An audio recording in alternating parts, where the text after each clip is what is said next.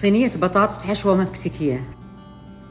ممكن تجهزوا المقادير من الليل، بس عند التقديم طبقون المقادير على بعض وتدخلونها الفرن. نقطع البطاطس شرايح رفيعة عشان تستوي بسرعة ونصفها في الصينية. نجيب نص كوب مرق دجاج ونتبله بالأريجانو وثوم بودرة ورشة ملح ونوزعها على البطاطس.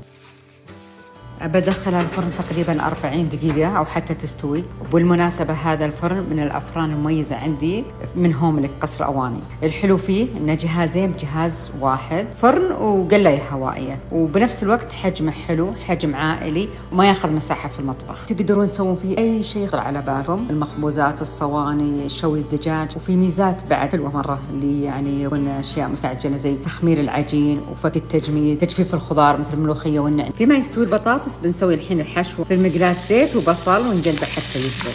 ونضيف الدجاج مقطع صغار وفلفل بارد ملون وذرة وفاصوليا حمراء.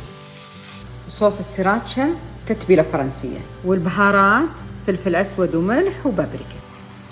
وبعد ما نطلع الصينية من الفرن بنوزع عليها الحشو، ونوزع عليها خلطة الجبن والقشطة، يمكن نخففها بكريمة أو موية وجبن موزاريلا.